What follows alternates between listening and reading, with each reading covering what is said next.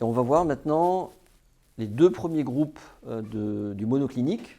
Et vous allez voir que ce sont des groupes différents. Donc on sort du triclinique et on va dans le monoclinique où on introduit un axe d'ordre 2. Vous voyez ? C'est le premier groupe. Maille primitive, grand P, avec un axe d'ordre 2. Et par convention, on va placer l'axe d'ordre 2 le long de B.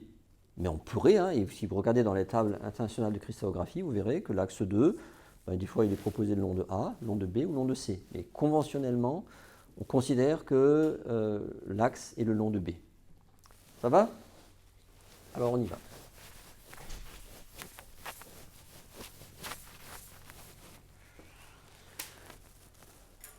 Donc je choisis là de représenter le plan AC.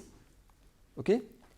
Et donc entre A et C, il n'y a pas d'angle droit en monoclinique. Les deux angles droits sont entre B et C et B et A. Ça veut dire que l'axe B, d'accord, il est perpendiculaire au plan du tableau. Ça va ? Pour changer, on va dessiner cette fois-ci comme ça. Et je vous rappelle que les paramètres A, B et C sont tous différents dans un monoclinique. Donc voilà, ça c'est une manière de dessiner. Et ici, on dit que c'est C par exemple. Donc le groupe, c'est P2. L'axe 2, il est le long de B. On le représente tout de suite. Et un axe 2 se représente comme ça en cristallographie, dans la notation Hermann-Mauguin, par une petite lentille. Et je vous rappelle, encore une fois, l'axe 2, donc, il est comme ça. Vous voyez ? Et on va tourner donc de 180 degrés autour de l'axe 2. C'est OK ? Peut-être on verra, ou sur ma chaîne YouTube, vous verrez qu'il y a des fois des cas où je vais représenter l'axe 2 comme ça. Vous voyez ? À ce moment-là, on tourne là. Et là, quand on tourne dans le plan, le plus devient moins. Mais ici, ça restera bien sûr dans le même plan AC. Alors on y va. Moi, je mets des petits taquets 1,5. Pour l'instant, ils n'ont aucune signification physique. C'est juste des repères graphiques pour moi au tableau.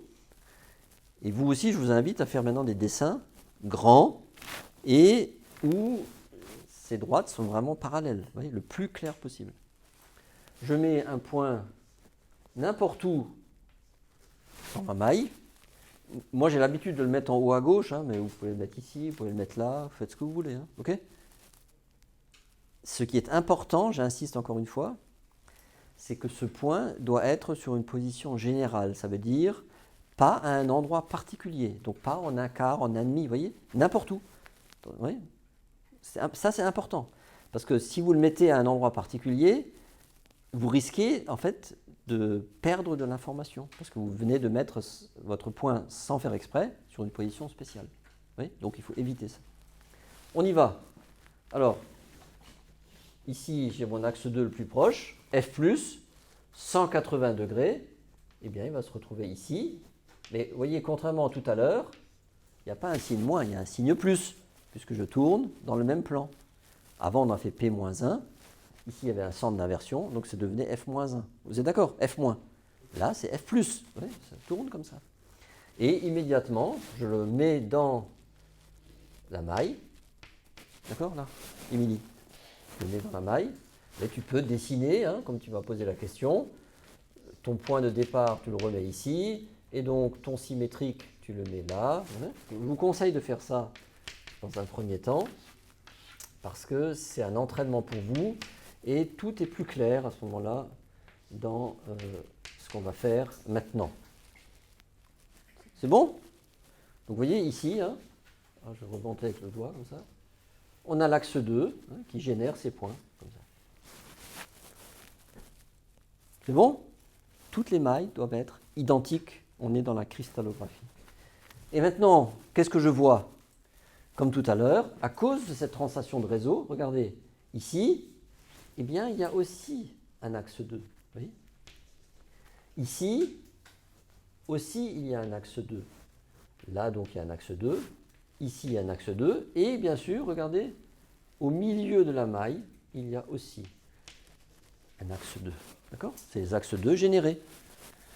Comme tout à l'heure, dans P-1, on avait des centres d'inversion. Donc l'axe 2 était en 0, oui, selon A, on le retrouve en 1,5 selon A. Il était en 0 selon C, on le retrouve en 1,5 selon C. Et bien sûr en 1. 1 et 0 sont équivalents en cristallographie.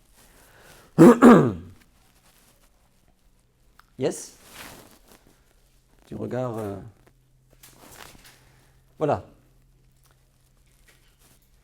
Donc, je fais juste une petite description par rapport à ce qui est très complet dans les tables internationales de cristallographie. Simplement, ce qui est intéressant ici, pour nous, pour vous entraîner, pardon, c'est maintenant on va nommer ces points-là par leurs coordonnées. Donc ça, c'est x, y, z.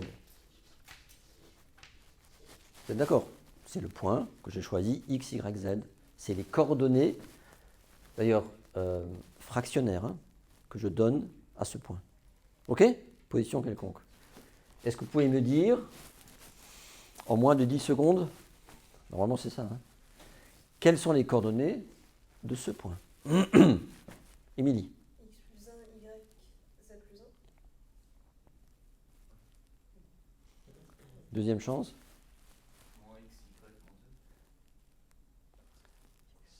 Oui. Moins x, y, moins z. Pourquoi? Ici, on est en x, d'accord? Et ici, on est 1 moins x.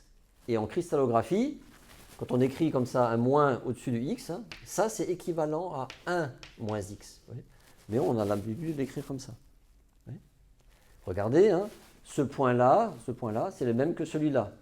Si ça c'est la coordonnée x, vous voyez bien que ça c'est la coordonnée moins x. Oui ou non? Là on est en x. Hein. Donc ici ça c'est x, de l'autre côté c'est moins x. Pourquoi les fronts se plissent sur certains? Bien. Ensuite, bien sûr, en Y, on reste dans le même plan, donc ça ne change pas, bien évidemment. C'est pour ça que c'est marqué plus et plus ici. Le plus ici indique la coordonnée Y, puisque c'est celle qu'on ne voit pas, d'accord, qui est écrasée. C'est cette direction-là. Et enfin, en Z, ben, c'est la même situation qu'en X. Hein. Si ici on est dans cette direction-là, plus Z, vous voyez bien que ça, c'est moins Z. Et donc, c'est les mêmes coordonnées ici. 1 moins Z, c'est pareil que moins Z. Oui? Émilie, ça va? Voilà. Maintenant, dernière question. Est-ce qu'il y a des positions spéciales dans ce groupe? C'est-à-dire, est-ce qu'il y a des endroits où, si vous placez un atome, cet atome, eh bien, n'est pas dupliqué?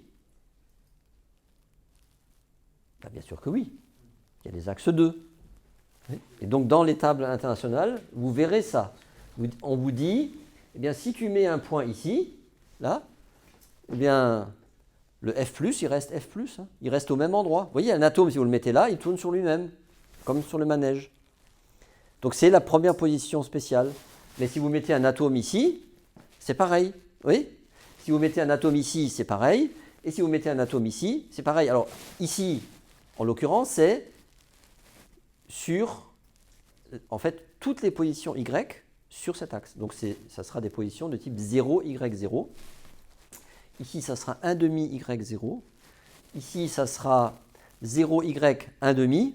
Et ici, ça sera 1,5 Y1,5. Voici les 4 positions spéciales de ce groupe. Et ensuite, tu as la position générale. Voilà. La position générale, c'est X, Y, Z. Ça. oui, pardon. OK? Ça va? Souvenez-vous du manège. Si vous êtes sur l'axe du manège, vous ne changez pas de position dans l'espace. Vous voyez? C'est logique. Ça, c'est P2. Est-ce que vous pourriez expliquer pourquoi c'est 1 moins X et 1 moins Z pour F plus 1 Regarde, ça, est-ce que tu es d'accord? Ça, c'est l'axe des X. Donc la coordonnée de ce point, là, c'est ici, c'est cet espace-là. c'est petit x. D'accord? N'oubliez pas que ce sont des coordonnées fractionnaires. Hein. Ce n'est pas des angstroms. Là. C'est en fait la coordonnée en angstrom grand X divisé par A. Vous voyez? On appelle ça petit x coordonnée fractionnaire en cristallographie. Sans dimension. Est-ce que tu es d'accord ou pas que ici, là, tu vois, il y a le même espace là, que ça, c'est 1 moins x. Parce que ici, je suis en 0, là, je suis en 1, et donc je recule pour retrouver cette position-là. Oui? Donc ça, c'est bien 1 moins x. Et 1 moins x, eh bien, c'est la coordonnée de ce point-là, de ce point-là, de ce point-là. Donc de ce point. Oui? Et en cristallographie, il faut que vous vous souveniez de ça. 1 moins x ou 1000 moins x, c'est équivalent à moins x. C'est le même point, sauf dans une autre maille. Mais nous, on veut décrire la maille élémentaire. Hein. Donc, on dit moins x. Mais stricto sensu, si on regarde un graphique, on est d'accord que moins x, c'est ici. Ça, c'est 1 moins x. Hein, mais tu as compris maintenant que 1 moins x, ou ici 2 moins x, 3 moins x, on l'appelle toujours moins x. C'est pour ça qu'on note ça comme ça. Pour rappeler que c'est le même point en cristallographie. C'est clair? Donc c'est là que ça diffère hein, de la symétrie moléculaire où on décrit un objet isolé. On ne peut pas faire évidemment ce type de processus. Ça va? Je peux effacer?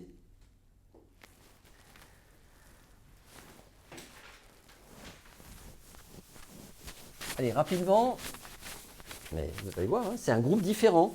Deuxième groupe monoclinique possible. Les cristallographes disent, bon, maintenant, P2, c'est bon, hein, c'est un nouveau groupe. Ça n'a rien à voir avec P1, ça n'a rien à voir avec P-1, c'est bien un nouveau groupe. Groupe numéro 3. Donc maintenant, groupe numéro 4, ben on dit, ok, on prend un P.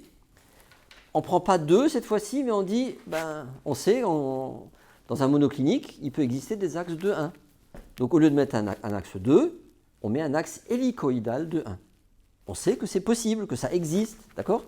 Mathématiquement, et depuis qu'on a résolu des millions de structures, là, on sait que les axes de 1, ça existe dans la nature. Hein. Donc ce n'est pas juste une vue de l'esprit. Oui, c'est OK? Donc, groupe numéro 4, P. Alors, si on l'écrit de manière étendue, hein, comme nous, c'est P1 de 1, 1. Ça veut dire que ça indique que l'axe de 1, on va le mettre le long de B. Vous voyez, c'est la notation étendue. Mais c'est équivalent en écriture hein, à P de 1. Vous voyez, quand on écrit P de 1, vous n'êtes pas censé savoir que l'axe de 1 est le long de B. Donc nous, on part du principe qu'on décrit des groupes conventionnels. Il y a des conventions qui ont été établies, mais vous pouvez mettre l'axe de 1 où vous voulez, hein, dans un premier temps. Mais ensuite, on dit le long de B. On y va.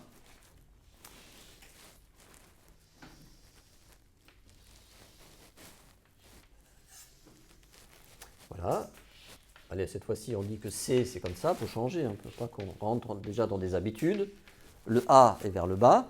Oui. Et donc, cette fois-ci, c'est un axe de 1. Alors, un axe de 1, pour ceux qui ne l'ont pas appris encore, hein, c'est une lentille avec des ailettes. Donc, ce n'est pas le même symbole que l'axe 2. C'est comme ça. Et je mets, surtout au tableau, des petits taquets en 1,5 pour me repérer graphiquement dans l'espace. Ouais. Attention, hein, surtout pour les auditeurs de ma chaîne, hein, ces traits-là, pour l'instant, n'ont aucune signification physique ou quelque chose comme ça. C'est purement graphique. C'est pour que je me repère dans l'espace. Voilà, donc j'ai posé hein, l'opérateur unique de ce groupe, et c'est un mode de réseau primitif, donc hein, monsieur, on ne s'occupe pas là, des plus 1,5, etc. C'est toujours primitif. Donc je mets, allez, un objet ici, et j'y vais. C'est un axe de 1. Alors cette fois-ci, je tourne de 180 degrés, donc je me retrouve bien par ici, mais la cote en Y a augmenté de 1,5. Oui. Avant, c'était la même cote, et maintenant, c'est un axe hélicoïdal, ça monte. Donc on était en Y, et on est passé en 1,5 plus Y. C'est la définition de l'axe de 1. Hein. OK? C'est clair? Donc vous voyez que ce n'est pas pareil. Hein. Et donc, rapidement, je mets dans la maille ce point que j'ai trouvé à l'instant. Et pour être... Allez, on le fait encore une fois. On le met ici. Ici, on met nos F+. F1,5 plus. Et comme tout à l'heure, qu'est-ce qu'on voit? Bien évidemment, hein, je vais le faire comme ça. C'est une manière rigolote de le faire. On voit bien sûr que ici, ben, on a aussi un axe de 1. Ici aussi, on a un axe de 1. Ici aussi, du coup, on a un axe de 1. Ici, on a un axe de 1. Ici, on a un axe de 1. Oui? Bon, du coup, j'ai carrément effacé mon F+, hein, pour qu'il soit visible. Voilà. Et là, c'est 1,5 plus.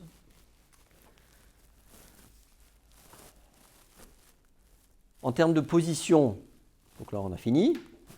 Représentation graphique.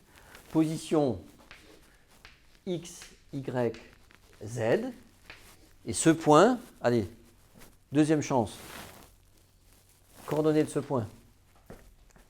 Ça ressemble à ce qu'on a vu tout à l'heure, hein, mais il y a une petite différence, c'est que avant on a été en F+, maintenant c'est F1,5 plus. Donc, ouais, donc on va l'écrire moins X, si tu veux bien. Mais c'est juste, hein. Attends, 1,5 quoi? Ah non, tu ne vas pas juste mettre 1,5, hein. Ça dépend de Y. 1,5 plus Y. On écrit 1,5 plus Y. 1,5 plus Y et moins Z. Exact. Et donc, c'est bien un groupe différent de P2. Donc c'est le groupe numéro 4. C'est le numéro 4, ça. C'est bien un groupe nouveau, puisque un groupe de symétrie qui fait passer x, y, z en moins x, y plus 1,5 moins z, on n'avait pas pour l'instant. Donc c'est bien un groupe nouveau. Vous me suivez?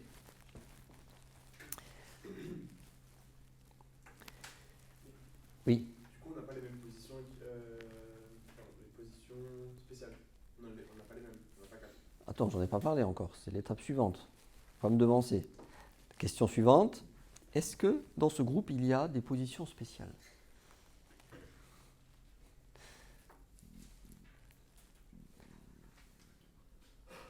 Eh bien, figurez-vous que la réponse est non. Pourquoi? Parce que même si vous vous mettez ici, donc c'est une position qui semble spéciale, en 0, 0, en 0, y, 0, vous subissez toujours la translation 1,5. C'est-à-dire que si vous êtes en 0, là par exemple, vous montez d'1,5. Ça veut dire que même si tu es sur l'axe hélicoïdal, eh bien, un point devient un deuxième point. Et ça veut dire que dans ce groupe, il n'y a pas de position spéciale. Parce que la définition de la position spéciale, c'est que son degré de symétrie est plus faible que le degré de symétrie de la position générale. Or, tu peux mettre ici les points n'importe où, un atome n'importe où. Un atome donnera toujours un deuxième atome. Oui? Parce que ce n'est pas juste un axe de rotation comme ça, tu vois? Il y a la rotation et la translation. Et la translation, tu ne peux pas l'éviter. Donc, même quand tu es là, là, là et là, un point devient un deuxième point, il monte d'1,5. Oui? Alors, certes, il ne se déplace pas en x, z, mais il monte de 1,5 en y. Et ça, dans la définition de la notion de position spéciale, ça indique qu'il n'y a pas de position spéciale. Donc si vous regardez dans les tables internationales de cristallographie, vous verrez, c'est marqué juste x, y, z, moins x, 1,5 plus y, moins z. Basta. Vous voyez, c'est rigolo. On avance pas à pas et on découvre finalement des propriétés, entre guillemets, mathématiques, de symétrie, de ces groupes que l'on construit.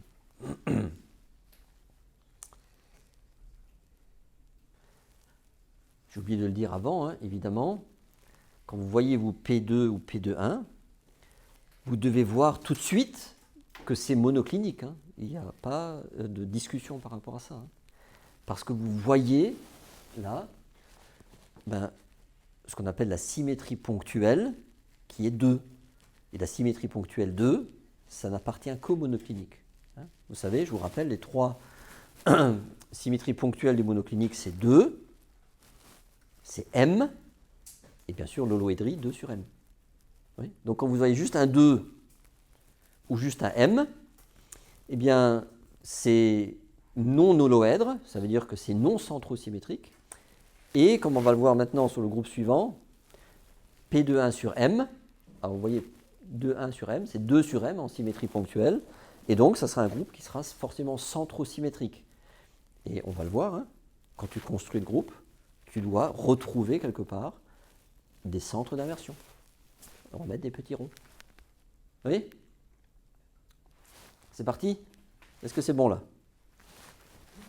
J'essaie d'être le plus didactique possible, hein, c'est ça que je vais doucement. C'est rien d'aller vite.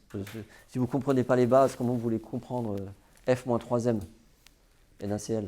Oui.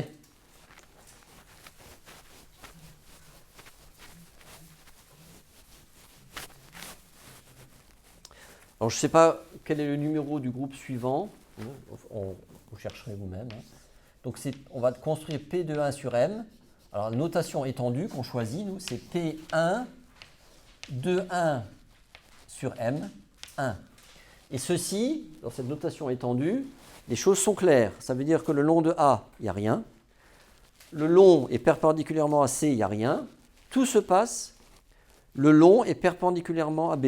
C'est-à-dire qu'on a un axe 2, 1, le long de B. Et perpendiculairement à B, nous avons un miroir M. OK? Parce que c'est écrit en deuxième position. Voilà. Alors on y va.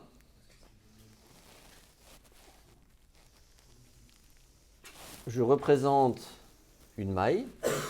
Il n'y a toujours pas d'angle droit, s'il vous plaît. Hein. Faites attention à ça. Allez, on va remettre la direction de A comme ça, la direction de C comme ça. Et bien sûr, dès le départ, il faut représenter maintenant les deux opérateurs de symétrie. Alors, l'axe B, il est comme ça. Par défaut, on met un miroir. Alors, un miroir M, en cristallographie, ça se représente comme ça. Ça veut dire que le plan du tableau, là, c'est un miroir. Ça, vous connaissez, c'est le même que dans votre salle de bain. Hein. Vous voyez? Là, miroir. Vous voyez briller. Bien. Et puis, il ne faut pas oublier, hein, on met un axe de 1, et on sait que l'axe de 1, là, c'est avec une ailette, les ailettes, et c'est le long de B. Oui, et c'est forcément, hein, par définition, le long de l'axe. Yes?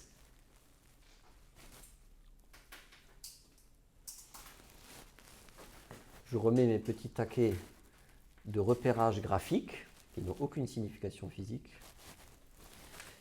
Et, ben, voilà, allez, on y va. Je mets un F+ ici. Position générale, X, Y, Z. Et là, maintenant, bien sûr, le jeu, hein, c'est de faire un opérateur. On aura 2 points. Et ensuite, ces 2 points, eh bien, ils vont subir le deuxième opérateur. Et donc, on se doute bien, mais on l'avait vu dans les projections stéréographiques du groupe 2 sur M, on va avoir 4 points. Oui? Avant, nous avions 2 points. Là, on va avoir 4 points. On y va? Alors, on fait l'axe 2, 1, par exemple. Ben, on l'a vu tout à l'heure. Hein. Donc, le F, il va se retrouver ici. 1 demi plus. Donc, je le mets directement dans la maille. Maintenant, je vais un peu plus vite. F 1 demi plus. F plus, vous vous souvenez, il est là. F 1 demi plus, il est là. Mon F plus de la maille en dessous, il est ici.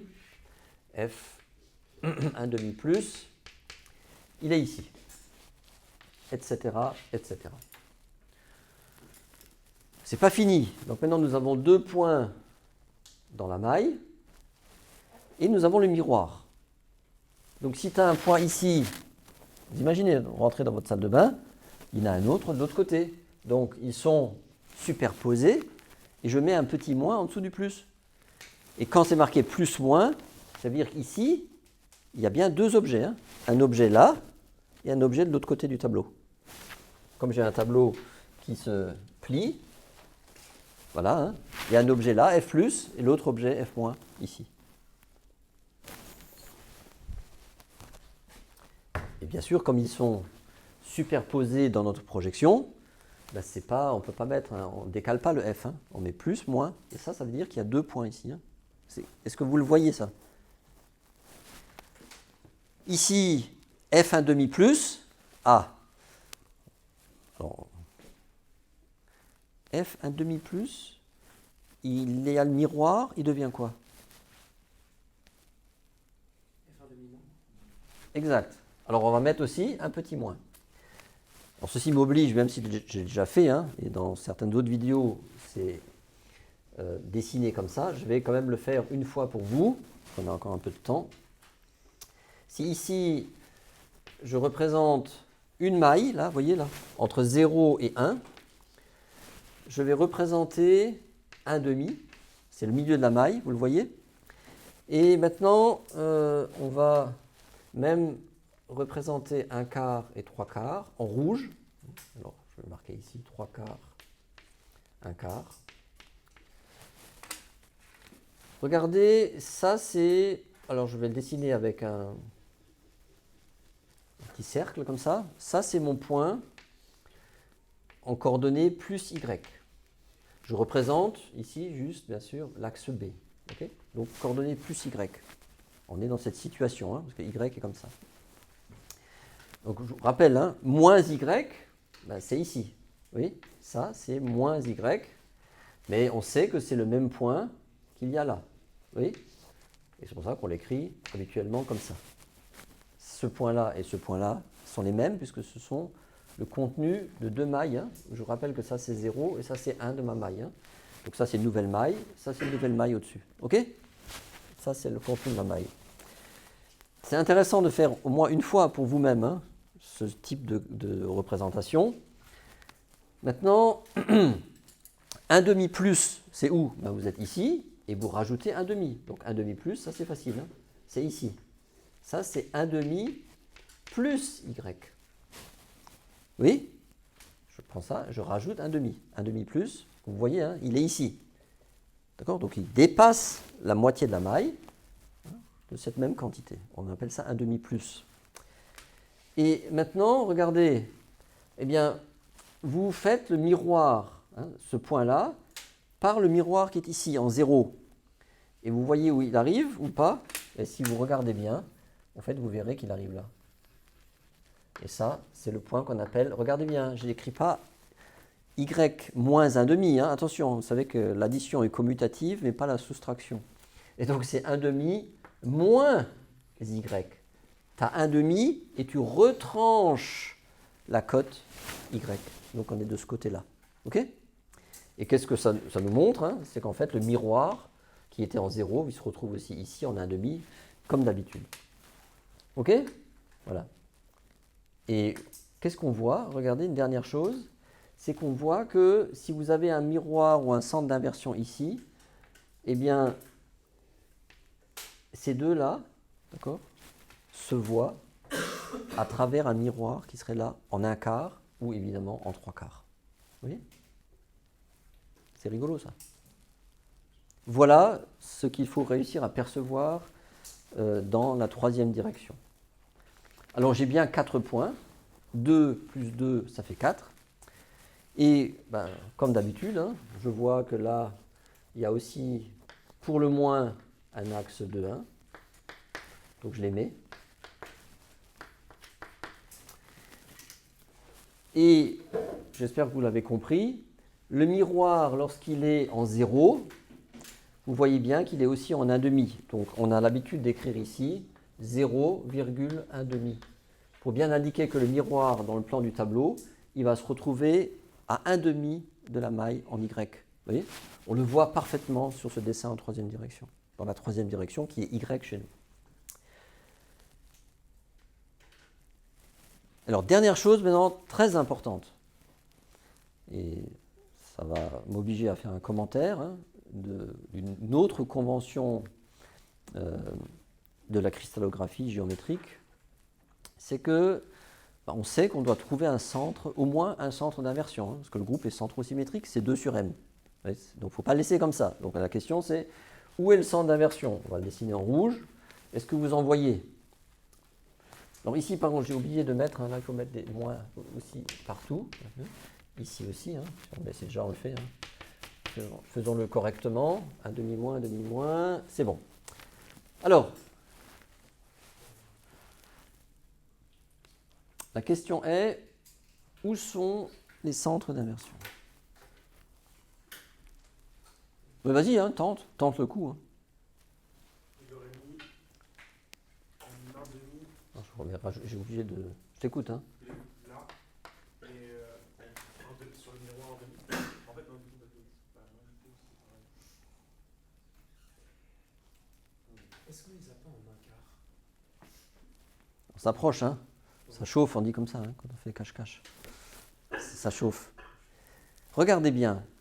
Comment est-ce on a vu le groupe P-1 tout à l'heure, hein, et il est décrit sur ma chaîne YouTube dans une autre vidéo. Quand on a un centre d'inversion, on doit avoir cette situation, c'est-à-dire un F+, qui devient F-. Oui, pour le moins. Mais on peut très bien avoir un F+, qui devient F1/2-. Simplement, regardez, c'est pour ça que je voulais dessiner. F+ qui devient F-, ça veut dire que le centre d'inversion, il est en 0. Mais si vous avez un F+ qui devient F1/2-, qu'est-ce qu'on voit? Ce que tu as dit, c'est que le centre d'inversion, il est en 1/4, et en fait aussi en 3/4. Hein. Si vous le faites de l'autre côté, vous verrez, c'est pareil. Oui, c'est ça qu'on voit. Quand c'est F+, F-, c'est bien en 0, oui, c'est le centre de gravité, entre guillemets. Hein. Quand c'est F+, F1/2-, vous voyez bien que c'est 1/4. Sur ce dessin-là, c'est parfaitement clair. Donc nous, on est dans cette situation, puisqu'on a un F+, oui, qui devient F1/2-. Et un F1/2+ qui devient un F-. Donc en fait, il y a un centre d'inversion. Il est ici, mais attention, pour l'instant, il est en 1/4. Et ça sera partout pareil, comme ça. Ici, il est en 1/4, etc. Donc il y en a un ici, un là. Hein. Mais à côté, on va mettre chaque fois un petit 1/4. Et ça, en cristallographie, on ne laisse pas comme ça. Quand tu décris un groupe centrosymétrique, conventionnel, et ça, il y a des raisons ensuite calculatoires hein, pour les facteurs de structure, il faut reconstruire le groupe de telle sorte à amener le centre d'inversion qu'on a trouvé à l'origine de la maille. Il faut qu'il soit à l'origine de la maille. Donc qu'est-ce qu'on fait? Vous êtes en master, hein, vous n'êtes pas des bébés. Eh bien, on fait un changement de repère. C'est-à-dire que là, selon B, dans ce cas-là, je vais faire comme ça 1/4. Je vais translater d'1/4 mon B, de telle sorte que mon centre d'inversion soit en 0.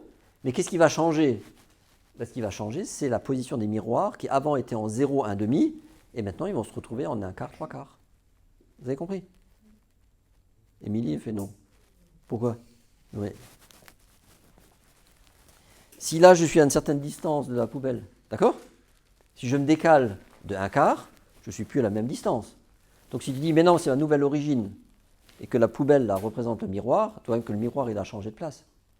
Donc avant il était en 0 le miroir, ben maintenant il est passé en 1/4, puisque j'ai bougé d'1/4. Oui ou non? Et en fait 1/4, 3/4, parce que tout est toujours symétrique par rapport à la maille d'au-dessus. C'est logique. Et donc on fait simplement ça. Vous voyez, alors on va laisser ça comme ça.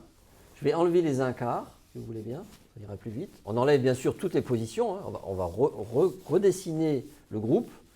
Et ici, on indique que mon miroir, cette fois-ci, il est en 1/4, 3/4. Voilà. Et vous voyez, regardez, je recommence. F+, alors regardez cette fois-ci, il y a un centre d'inversion à l'origine de la maille. De toute façon, ça donne F-. Oui, ça j'en suis sûr. Oui. Ça c'est la première chose, parce que maintenant on a un centre d'inversion. Mais ce n'est pas fini. Alors maintenant vous avez deux possibilités. Soit vous faites l'axe 2,1 qui est là, et vous voyez bien que vous obtenez un F1/2+, oui, ou alors vous faites le miroir en 1/4, 3/4. Regardez, si le miroir est ici, bon, mon F+, qu'est-ce qui devient?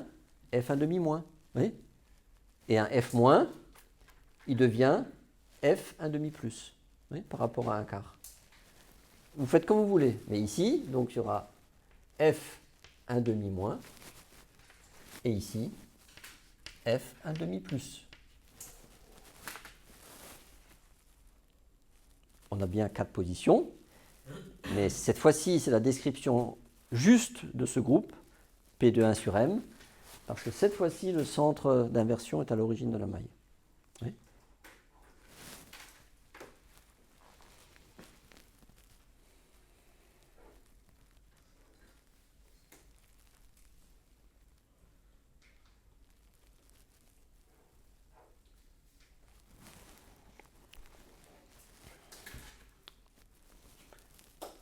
Est-ce qu'il y a des positions spéciales dans ce groupe?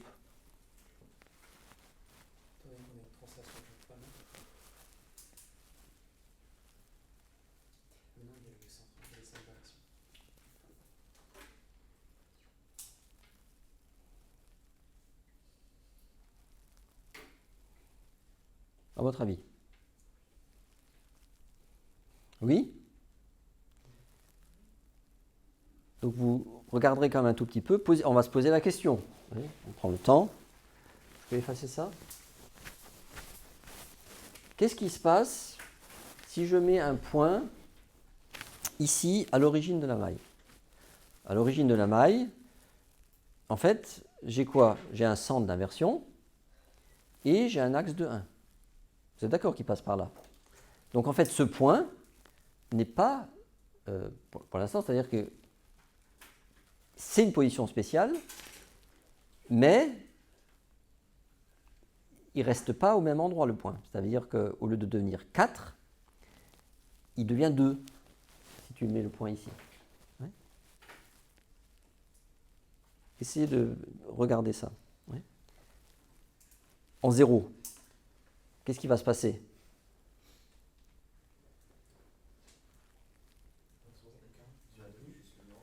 Il y a encore le miroir. Hein. Alors attention, on va essayer de se représenter dans la troisième direction. Voyez, on a ce point en 0. Il y a un miroir. Alors,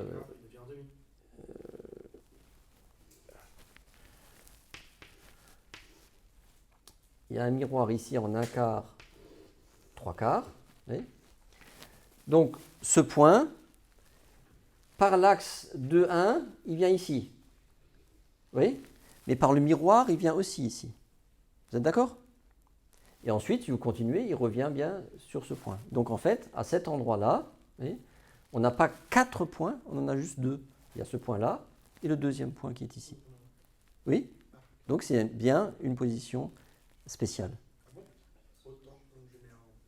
Oui, mais pas 2, pas 3 comme tout à l'heure. Normalement, la position générale, c'est 4 points ici. Vous êtes d'accord? C'est plus faible, donc c'est bien une position spéciale, mais attention, quand vous êtes aux endroits où il y a des axes de 1, oui, eh bien vous subissez toujours la translation de 1. Oui, donc faire attention à ça. Et là, en même temps, bien sûr, le miroir, mais les deux donnent le même résultat. Vous voyez, quand on applique les deux, vous voyez bien que ça donne le même endroit. Bien sûr, il y a un autre endroit qu'il faut regarder, c'est quand un atome est dans le miroir. Quand il est dans le miroir, il ne subit pas le miroir. Par exemple, ici, quelque part, s'il est en 1 quart et 3 quarts, eh bien, qu'est-ce qu'il subit comme opérateur? La translation de l'axe. S'il est dans le miroir, il monte en demi. Oui, mais regardez bien. Il ne subit pas le miroir. Hein. Alors, il va toujours subir l'axe de 1, mais en fait, il va se retrouver dans l'autre miroir. S'il est en 1 quart, 3 quarts, oui, parce qu'on fait une translation de 1 quart, oui, et éventuellement le centre d'inversion. Oui. Donc il faut regarder, hein, donc ce serait intéressant de regarder dans les tables internationales, oui, parce que là on n'a pas le temps d'aller fouiller en détail, qu'est-ce qu'ils proposent comme position spéciale. Mais les positions spéciales, ce ne sera pas une position où il y aura juste un atome unique. Oui.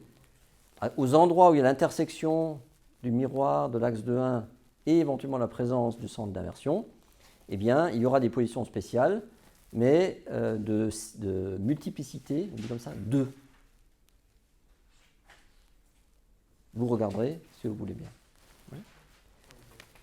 Bon, en tout cas, la chose importante pour nous, c'est que si vous trouvez une structure dans la littérature scientifique qui est décrite dans le groupe P de 1 sur M, les auteurs sont tenus de décrire la position des atomes qu'ils ont trouvés dans le bon groupe conventionnel. Ça veut dire avec un centre d'inversion à l'origine de la maille.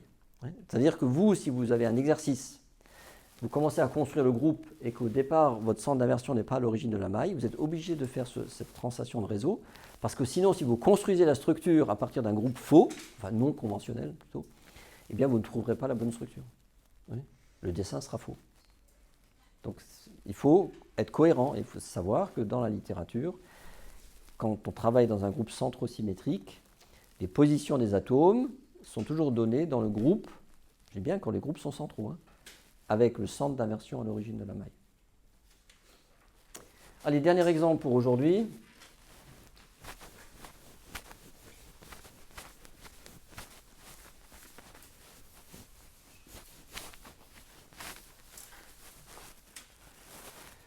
Un groupe orthorhombique PCA21.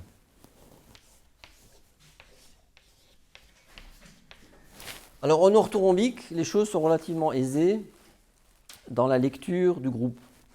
Il n'y a pas besoin de se poser trop de questions. Alors, c'est un mode de réseau primitif. Ensuite, qu'est-ce qu'on voit?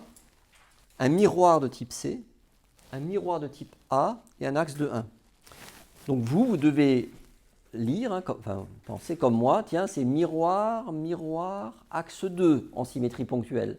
Donc c'est MM2, d'accord, la symétrie qui est derrière, la symétrie ponctuelle. Donc MM2, ça donne deux renseignements importants. D'une part, c'est orthorhombique, et d'autre part, ce n'est pas centrosymétrique. Parce que le seul groupe centrosymétrique de l'orthorhombique, c'est MMM. On est d'accord? Donc on n'a pas besoin de chercher de centre d'inversion, il n'y en a pas. C'est clair? Vous voyez, c'est deux informations importantes que l'on perçoit tout de suite à la lecture du groupe. Cette fois-ci, comme c'est orthorhombique, s'il vous plaît, parce que c'est ça que j'ai vu des fois dans des examens, je donne un groupe orthorhombique, je passe dans les rangs, et je vois des gens qui me dessinent des losanges. Orthorhombique, c'est que des angles droits, s'il vous plaît, hein, quelle que soit la projection. On est d'accord? Donc vous dessinez des rectangles, sinon ça veut dire que vous n'avez rien compris. Allez, on y va. Et pas des carrés, hein, des rectangles, parce qu'en orthorhombique, A, différente B, différente C. Ok? Alors, qu'est-ce qu'on choisit? Ben, là, on va dire cette fois-ci, on va représenter ici A et ici B pour changer un peu. Oui. Et qu'est-ce qu'on a? Donc on y va. Hein. On a un miroir de type C perpendiculaire à A avec une translation C sur 2. Comment est-ce que ça se représente en cristallographie? Eh bien, alors vous voyez, il faut que j'efface ça. C'est des points qui s'alignent, bien sûr, le long d'une droite. Ça, vous n'êtes pas censé le deviner. Hein. Ce sont des notations qui ont été mises au point et admises hein, comme convention dans le domaine de la cristallographie. Hein. Pourquoi c'est comme ça? Bon, ici, ça vous indique que c'est un miroir. Il est perpendiculaire à A, mais c'est un miroir de type C. Et les petits points que vous voyez représentent en fait le vecteur translation C sur 2 qui est comme ça. Oui, parce que C est comme ça. Donc c'est des petits points. Ce n'est pas des tirés ou ce n'est pas autre chose. C'est des petits points. Donc ça représente, là, je vais le mettre ici, hein, c'est le miroir petit c. Et je vous rappelle que c'est une translation C sur 2. Et il est bien perpendiculaire à A parce qu'il est écrit en premier. C'est bon? Ensuite, on a un miroir petit a qui est perpendiculaire à l'axe B parce qu'il est écrit en deuxième. Et là, un miroir petit a, donc la translation, A sur 2, c'est comme ça la translation, vous êtes d'accord? Et donc ici, ce n'est pas des pointillés, ce sont des tirés. Pour indiquer la bonne direction du déplacement vectoriel A sur 2. Donc ça, c'est le miroir petit a avec une translation A sur 2. Oui, et ça se représente par des tirés, puisque le vecteur, il est comme ça. D'accord? Ici, les vecteurs, ils pointent vers nous. C'est pour ça qu'on représente par des points. D'accord? Donc c'est très logique finalement. Hein. Dernière chose, il y a un axe de 1 qui est ici.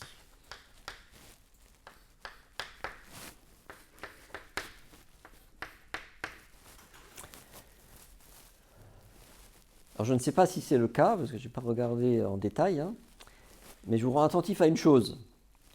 C'est que pour l'instant, on a mis les opérateurs comme ça au hasard. Hein, okay. Est-ce que vous vous souvenez le nombre de positions équivalentes que l'on doit trouver dans un groupe de type MM2? 4. Quelqu'un dit 4? Émilie, merci. Parfait. Donc pour 2, 2, 2, c'est 4. pour MM2 c'est 4, et pour MMM c'est 8. Donc on doit trouver normalement 4 positions équivalentes. Il faut qu'on fasse attention parce que de la manière un peu au hasard où j'ai positionné mes opérateurs, peut-être je vais trouver 8. Si je trouve 8, ça veut dire que c'est faux. C'est-à-dire qu'il faudra que je décale quelque chose. On va voir ensemble. Alors on y va. Comme d'habitude, je mets des petits taquets en 1,5. C'est juste un repère graphique. Et allez, on met, comme d'habitude, mon F+. Toujours le même. Alors il y a un axe de 1. Donc mon F+ devient F 1,5+. Ici. Je vais un peu plus vite. Je le mets directement dans la maille. Il est ici. D'accord? Là, il est là. Je le mets dans la maille. Ici, c'est le même point. Vous, si vous le faites chez vous, reconstruisez tout si vous voulez. Est-ce que je peux continuer comme ça? Allez, on a encore 10 minutes. Ensuite, eh bien, on va regarder ce miroir. Donc, miroir, le F, il se retrouve comme ça. Vous voyez là, tête en bas. Mais attention, translation A sur 2. Donc, en fait, le F se retrouve comme ça. C'est un F+. Et donc, je vais le dessiner dans la maille. Ce serait donc par ici. On voit d'ailleurs, on va voir que ça colle pas. Je peux refaire. Tu es là. C'est un miroir, d'accord? Donc miroir, le F, la tête, tête en bas là, d'accord? Il se regarde comme ça, donc il voit d'abord ça, tu vois là. Je le dessine, mais il ne faudrait pas. Je le dessine comme ça. Il n'a pas changé en code comme ça, ok? Ça, cette fois-ci, le plus là représente la code Z. Et translation A sur 2. Oui? Parce que c'est un miroir petit a. Donc il est ici. Et là, c'est ce point-là. Donc ici, pas trop bien dessiné. Je vais redessiner mieux ces deux points. Donc ici, F+. Et là, on avait avant F 1,5+.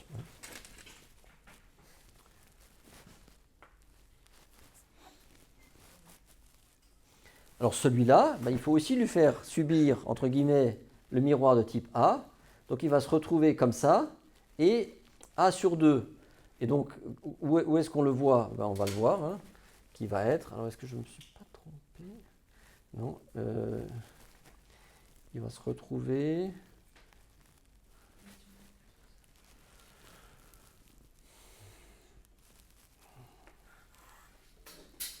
Comme ça. 1,5+. Ici.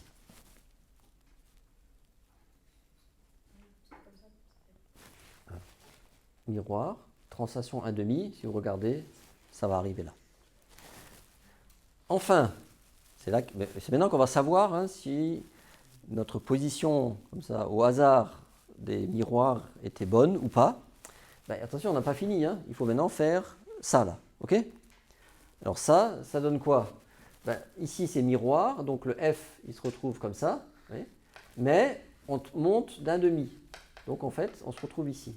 Et ça veut dire que il va y avoir un point ici. Et là, il faut arrêter. Parce que vous voyez qu'on vient de dépasser 4 positions. Vous avez vu là? On vient de dépasser 4 positions, parce que là, on a déjà 4. Je viens de mettre un 5e point. Ceci est impossible. Oui? Qu'est-ce qu'il faut faire pour que le miroir de type C ne génère pas un point supplémentaire? Ça se voit normalement ici très, très clairement. Il faut faire quoi? Vous voyez? Eh bien, il faut le mettre ici. Il faut le mettre en 1/4.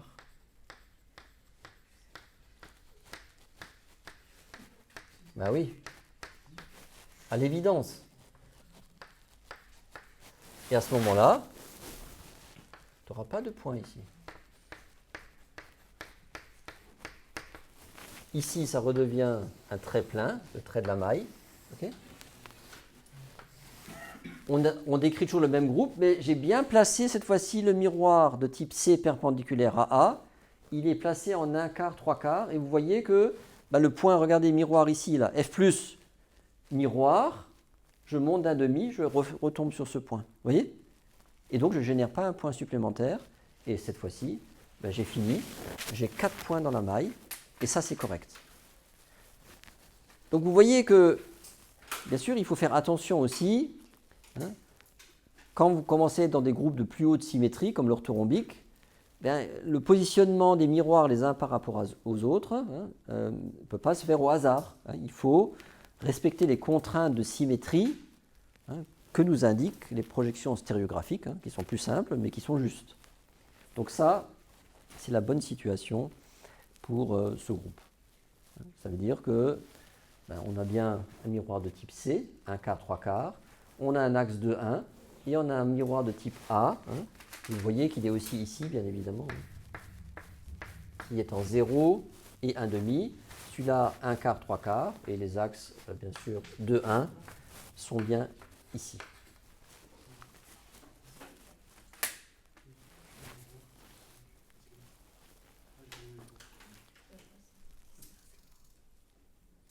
Alors, ce groupe n'est pas centrosymétrique, et sauf erreur de ma part, tous les opérateurs sont translatoires. Et comme ils sont translatoires, ça va impliquer qu'il n'y a aucune position spéciale dans ce groupe.